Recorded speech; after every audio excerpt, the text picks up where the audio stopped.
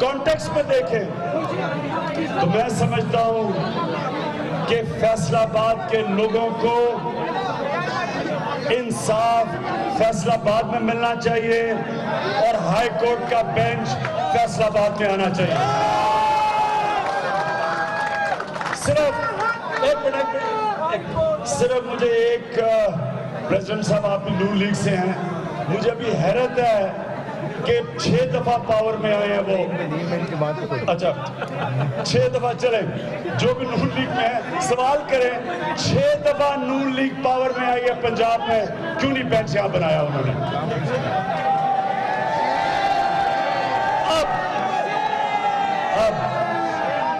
اب ذرا خاموشی اور میں دوسرے موضوع پہ آنے لگا ہوں.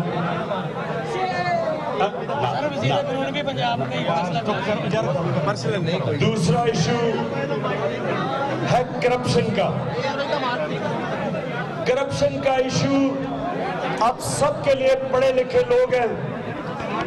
یہ وہ کمیونٹی ہے جس نے پاکستان کی جمہوریت کو آگے بڑھانے کے لیے قربانیاں دی اور چیف جسٹس کی بحالی کی موومنٹ میں جو وکلا نے جو ان کی جدوجہد ہے وہ ہمیشہ پاکستان یاد رکھے گا. کرپشن کیوں؟ کرپشن ایک ملک کو تباہ کرتی ہے. آپ جو دنیا میں سب سے خوشحال ملک ہے,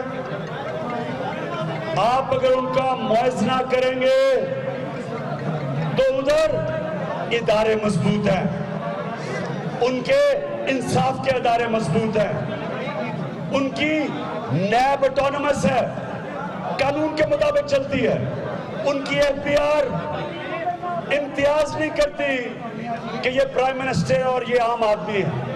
ان کی جو FIA ہے مثلا انگلینڈ میں اسکاٹ لینڈ یارڈ ہے وہ کتاب کے مطابق چلتی ہے, اس میں کوئی سیاسی مداخلت نہیں ہوتی. ادھر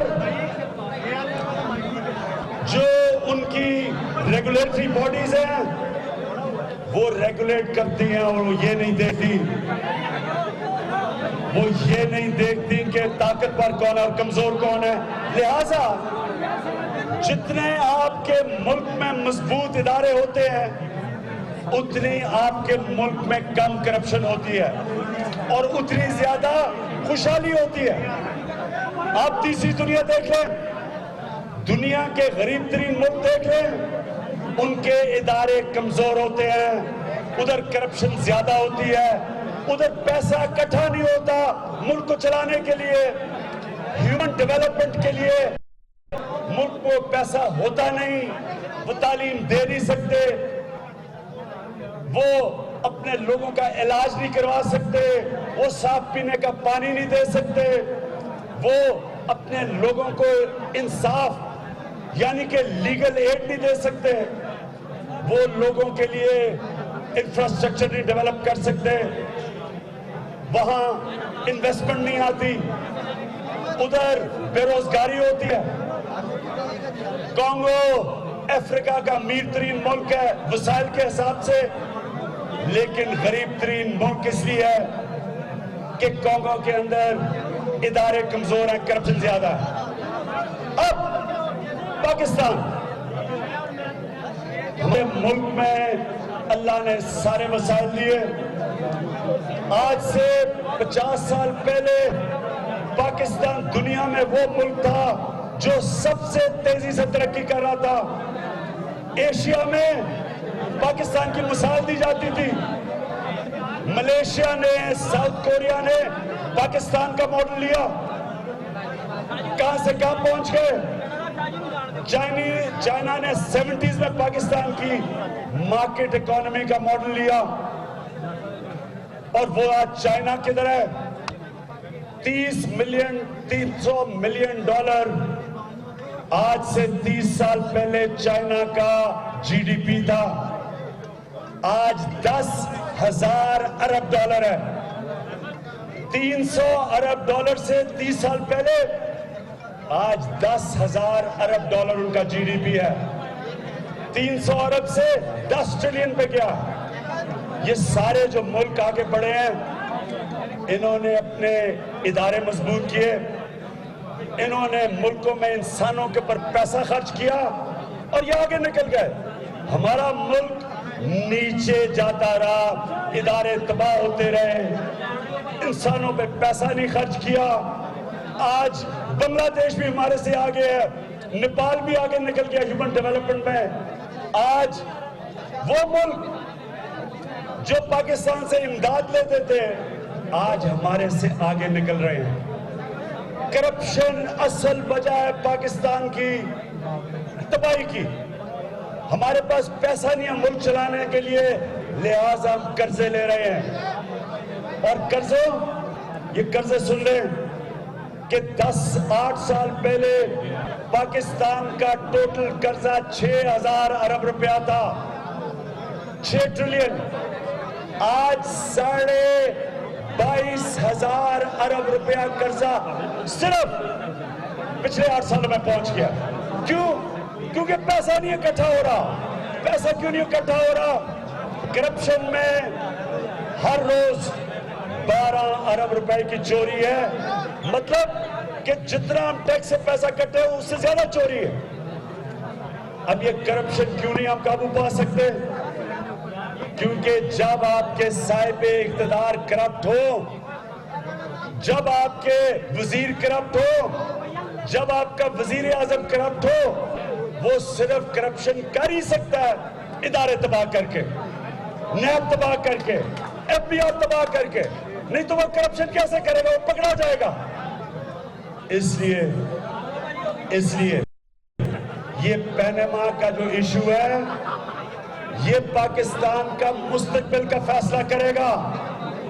क्या हम इस मुल्क में इदारे मजबूत करके करप्शन के ऊपर काबू पाएंगे, और या यही लोग बारियां लेके करप्शन करेंगे, इदारे तबाह करेंगे, ये अमीर हो जाएंगे, मुल्क गरीब हो जाएगा। पनामा में हुआ क्या? 2016 में इस साल पनामा में इंकशाफ होता है कि प्राइम मिनिस्टर की बेटी 2 ऑफशोर कंपनीज की मालिक निकली। ये जो 2 ऑफशोर कंपनीज के असासे थे, ये ना उनके पास, बेटी के पास जरिया माश था कि वो खरीद सकते, और ना ही नवाज शरीफ ने डिक्लेयर किया।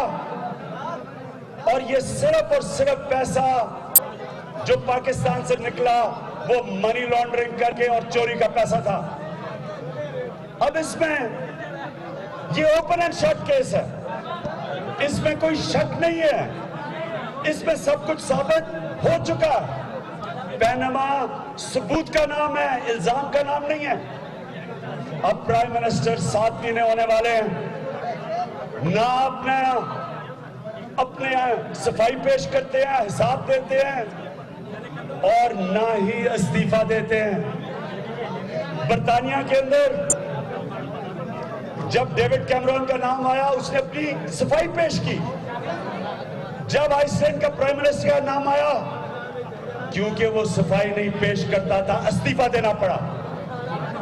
अब हमारे से लोग पूछते हैं कि जनाब आप जमहूरियत के लिए खतरा बन रहे हैं एहतजाज करके। मैं आप सबसे पूछता हूं, क्या जमहूरियत के लिए, और जमहूरियत का नाम है कि मुल्क का प्राइम मिनिस्टर जवाबदेह है। जमहूरियत के अंदर चीफ एग्जीक्यूटिव जवाबदेह होता है।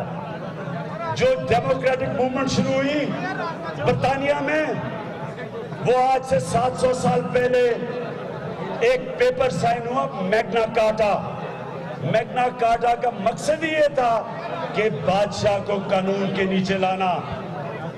अब जो सुप्रीम कोर्ट कहता है कि मुल्क में बादशाह है, इसका क्या मतलब है? इसका मतलब ये है कि एक कानून अवाम के लिए और दूसरा कानून प्राइम मिनिस्टर के लिए। ये जमहूरियत नहीं है। जमहूरियत में प्राइम मिनिस्टर जवाब दे। लिहाजा क्या वो जमहूरियत को नुकसान पहुंचा रहा है? जो प्राइम मिनिस्टर ना जवाब देता है ना इस्तीफा देता है, या वो जमहूरियत को नुकसान पहुंचा रहा है जो कि एक पुरअमन एहतजाज कर रहे हैं क्योंकि प्राइम मिनिस्टर जवाब नहीं देता। मुझे इस चीज का पूरा इल्म है कि इस वक्त स्टेटस को के लोग जो इस मुल्क में इदारे मजबूत नहीं देखना चाहते, जो करप्शन कर रहे हैं, वो एक तरफ है, और पाकिस्तान की कौम जो अदल और इंसाफ का निजाम लाना चाहती है, जिसकी वजह से पाकिस्तान बना था, वो एक तरफ है।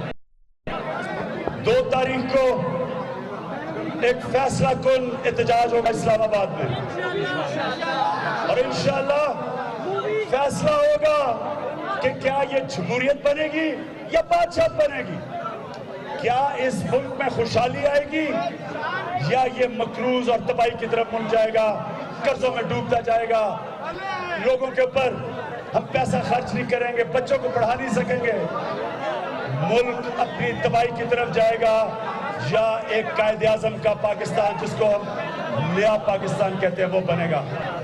मैं अपने बुकला कम्युनिटी से, सारी बुकला कम्युनिटी को कहता हूं कि आप इशू समझते हैं, आपको अपनी आवाज बुलंद करनी चाहिए, आपको अपने मुल्क के लिए, अपने बच्चों के लिए, अपने बच्चों के मुस्तकबिल के लिए रूल ऑफ लॉ, जमहूरियत, एहतसाब के लिए खड़ा होना चाहिए, मजबूत इदारों के लिए खड़ा होना चाहिए, क्योंकि आप वो तबका है जो समझता है कि जमहूरियत क्या है। मैं आखिर में फिर आपका शुक्रिया अदा करता हूं और उम्मीद रखता हूं कि 2 तारीख को आप मेरे साथ होंगे। शुक्रिया।